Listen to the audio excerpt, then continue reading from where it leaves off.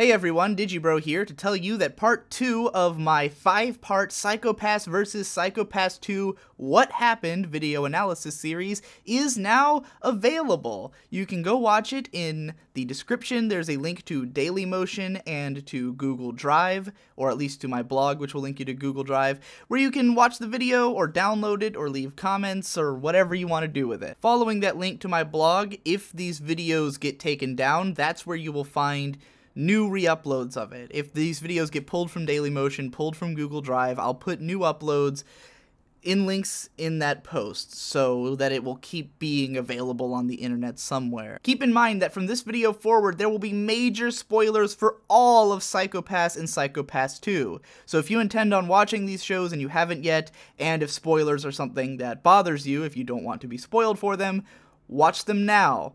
I don't necessarily recommend actually watching Psycho-Pass 2 because I don't think it's a good show and I don't think it's worth your time, but it will help you to understand these videos going forward if you're curious, and you know, I guess you could check it out if you wanted to watch it anyways, watch it before these videos, but I'm going to spoil everything from here on out. For the rest of this video that you're watching right now, I'm going to put just the audio track of part 2 for the rest of this video. I do not recommend watching it this way. I recommend actually watching the video. There's lots and lots of clips, lots of relevant stuff in there. It's way more fun to watch. It's way better.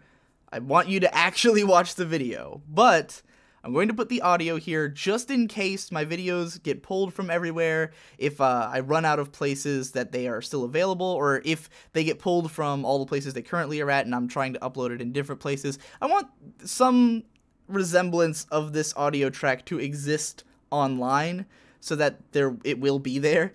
And I also like having as much of my material on my channel as possible, but again, I recommend watching the video version, not this audio version. Only watch this audio version if the video version is for some reason not available, or if you just want to help me out by helping me game the YouTube algorithm by having more minutes watched on my videos. That's all. Please enjoy. Please go down in the description. Watch the real version. I'm now gonna roll the other version. In the last video, we talked about how the Psycho-Pass franchise came to be and how the production backgrounds of the first and second seasons differed. We also broke down the first episode of season 1 at great length, analyzing the style of writing and directing that the series employs, as well as the kinds of themes and characterizations that it presents. In this video, we'll continue to analyze what exactly is presented to us in the first season of Psycho-Pass before we begin to do the same for its sequel. From here on out, there will be a lot of spoilers, so if you have any intentions of watching this series, I advise you do so before continuing.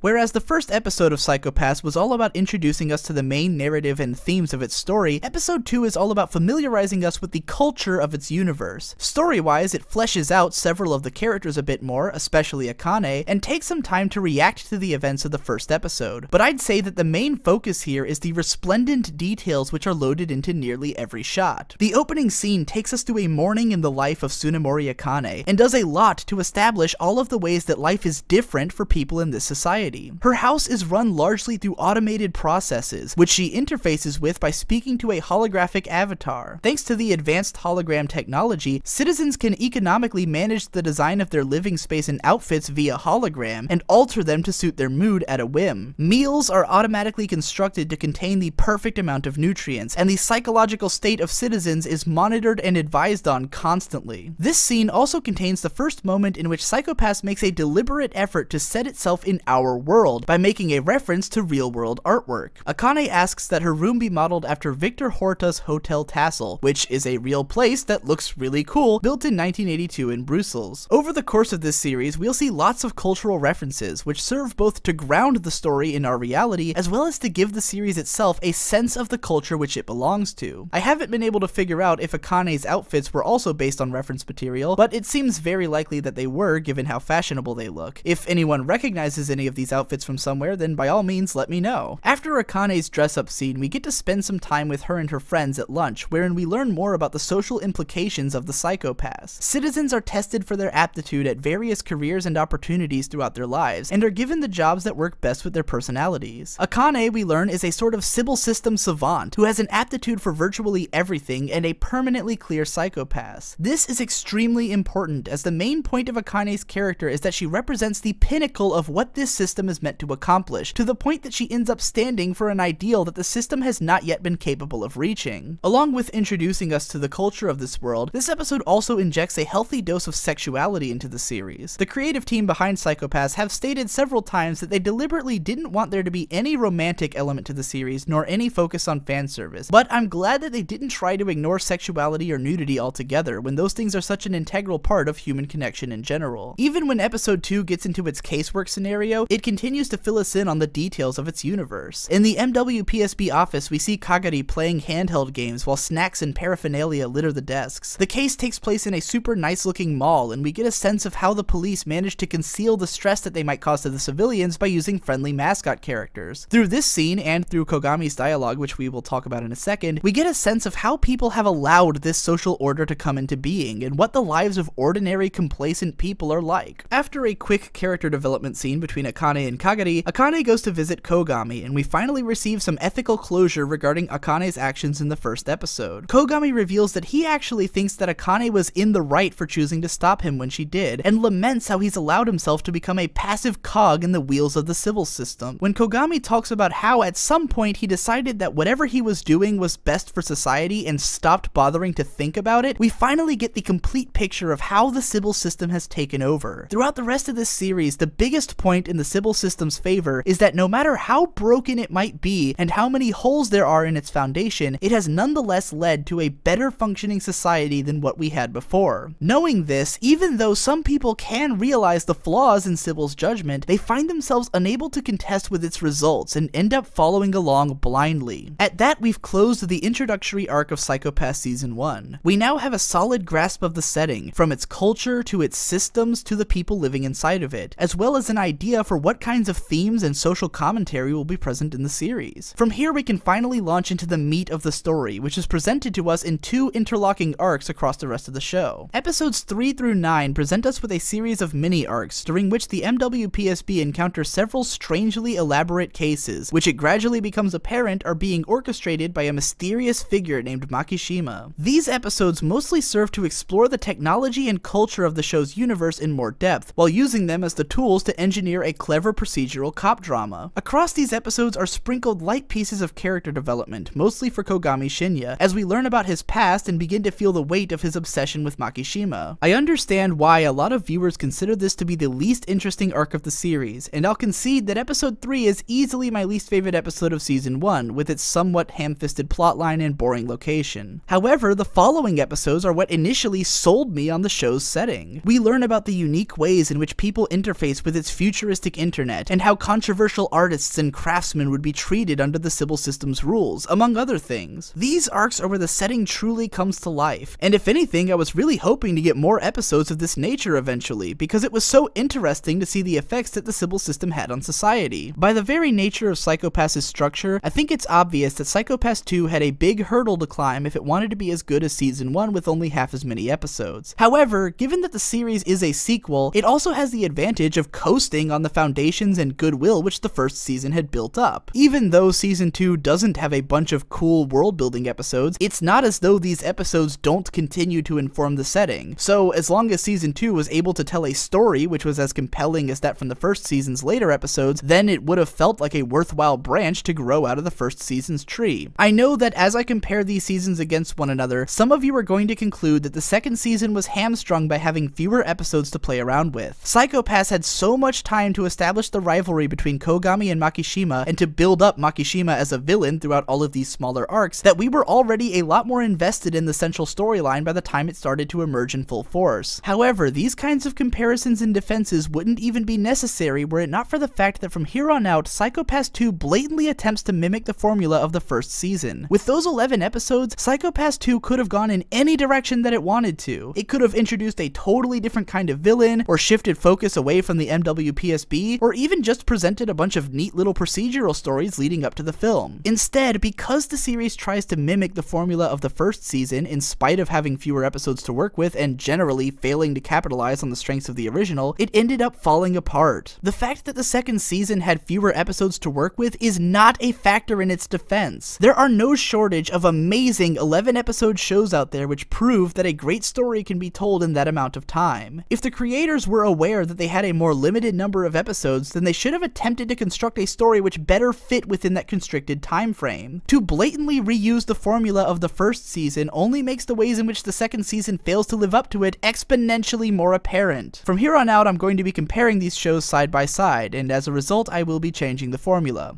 Part 3. What happened and what didn't happen? To begin with, let's take a look at the broad similarities between these shows. Both are driven by the actions of a mysterious antagonist who wants to take down the Sybil system, and who is able to move within that system due to a unique property of their being which allows their actions to go undetected. Both of these characters are motivated by their histories, and both recruit the aid of many followers to whom they bring relief by allowing them a platform to get away with criminal acts without being detected by the system. Both are presented in such a way that we hear their names long before we see them taking action, to the point that while one character is sure of their existence, others suspect them of being a mere delusion, and we see them interacting with some of their chief subordinates before they ever step into the fray. Both of their lives are held at the mercy of Tsunemori Akane using a real gun at one point, and both of them attempt to destroy the Sybil system by messing with its core infrastructure. Tsunemori Akane is able to get to the bottom of both cases because of her strength of mind, which allows her to perform as a detective without clouding her psychopaths. In both series, her will is put to the test when someone close to her is murdered, and in both cases she resolves that upholding the law is more important than anything. Both shows contain a scene in which she outsmarts the Sybil system and explains her plans to it while driving down the highway, and both shows end with her confronting the system itself, but ultimately continuing to work within it. In both shows, the Sybil system operates out of self-preservation, and the plot takes a major turn when we learn about the system's true nature along with one of its weaknesses. In both cases, the system and Akane are at ends with one another in pursuit of the same goals,